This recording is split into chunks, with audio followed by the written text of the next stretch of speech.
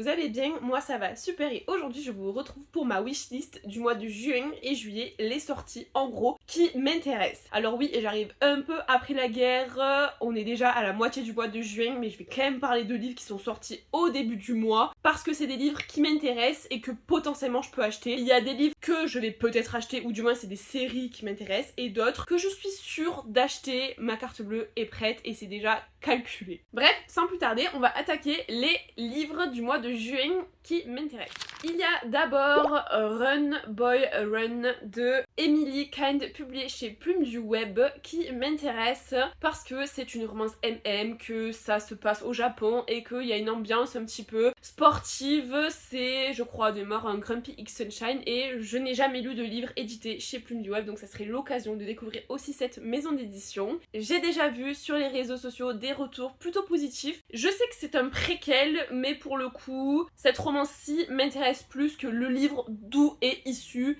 l'histoire. Du coup, a priori, je lirai plutôt le préquel et pas l'histoire originelle, mais peut-être que si je craque et que le préquel me plaît, peut-être que je lirai l'autre livre de cette autrice. Également le 4 juin, c'est aux éditions Nami cette fois-ci, la librairie de Primrose Hill de Lily Page, où cette fois-ci on est autour d'une histoire de deuil d'un jeune homme qui a préparé entre guillemets le deuil de sa femme en prévoyant 12 livres pour que celle-ci puisse faire son deuil. C'est fait dans la confidence avec un jeune homme qui est libraire, de ce que j'ai compris, et je trouvais que l'histoire était très douce, il y avait vraiment un côté bienveillant qui était très attirant. Pareil, je n'ai jamais lu de roman des éditions Nami, je pense que c'est un roman très doux, très tendre, à la fois très poignant et qui est très feel good, tout en étant un petit peu tristoun. Je n'ai vu aucun retour pour l'instant, donc je serais curieuse de voir les retours pour savoir si je craque ou non, et si vous l'avez déjà lu, n'hésitez pas à me le dire en commentaire.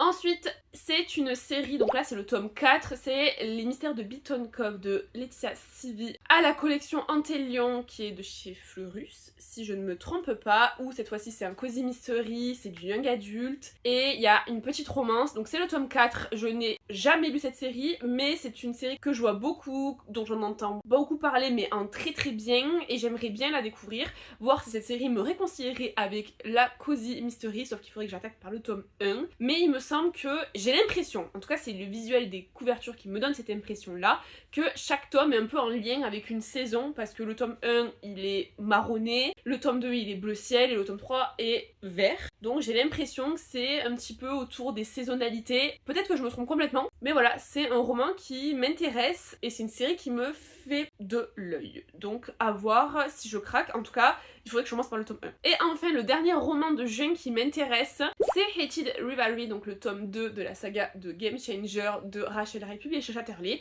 qui devait sortir là tout début juin, mais il y a eu un petit souci d'impression. Vous n'avez pas pu passer à côté du communiqué qu'ils ont fait, il y a un souci d'impression sur le titre Hated Rivalry sur le dos du livre. La publication est programmée pour le 30 juin, donc ça c'est sûr que je vais craquer puisque j'ai vu la série, je suis en train de lire le tome 1 et je me régale, c'est vraiment trop choupiné avec de belles thématiques évoquées et je trouve qu'on parle pas du tout suffisamment de l'homosexualité dans le sport et de comment les sportifs se sentent en tant que personnes bi ou homosexuelles dans le sport, surtout chez les hommes, parce qu'autant chez les femmes c'est hyper démocratisé et vraiment il y a une tolérance énorme, alors que chez les hommes c'est un gros tabou, et notamment la série Hated Rivalry a permis, en tout cas à la NHL, il y ait des hommes qui puissent se sentir moins seuls et se dire que leur homosexualité n'est pas un tabou. Et de ce que j'ai vu dans les interviews des deux acteurs, beaucoup de sportifs ont fait leur coming out auprès d'eux, et je trouve que c'est une très bonne chose qu'on parle de l'homosexualité dans le sport masculin, parce que chez les femmes, une fois de plus, c'est très ouvert d'esprit et vraiment très très très toléré, même plus que toléré, c'est démocratisé, alors que chez les hommes, voilà, personne n'en parle, et beaucoup d'hommes font leur coming out mais des années après avoir quitté le monde sportif, ce que je trouve très très malheureux de pas pouvoir vivre sa sexualité pleinement et naturellement en fait, surtout. Donc si vous n'avez pas vu passer cette série, sortez de votre grotte, mais c'est deux hommes qui sont rivaux et qui jouent dans des équipes extrêmement rivales, donc Boston et Montréal, et qui se plaisent, et donc c'est un Rivals to Lovers.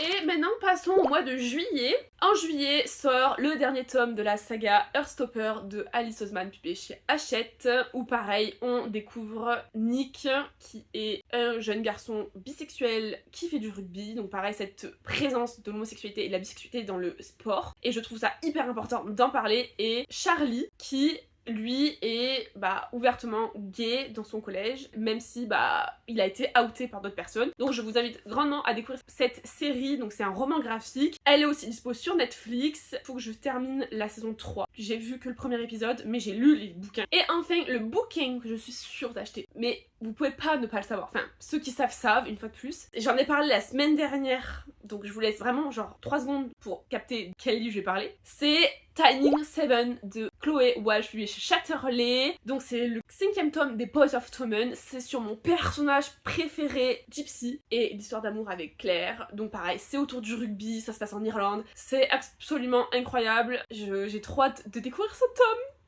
Je sens que je vais sortir les mouchoirs, mais voilà, c'est vraiment le livre que je vais acheter avec Hated Rivalry. C'est les deux livres que je suis sûre d'acheter là dans les prochaines semaines. J'ai trop hâte. Et voilà, c'est tout pour cette petite vidéo. J'espère qu'elle vous aura plu et que ça vous donnera des idées de quoi acheter et lire pour cet été. N'hésitez pas à vous abonner à la chaîne si ce n'est pas déjà fait, à activer la petite cloche et à liker la vidéo pour me soutenir. N'hésitez pas à me suivre également sur Instagram, Lecture Ensoleillée. Je vous souhaite une excellente soirée et une excellente semaine, et je vous dis à la semaine prochaine. Salut!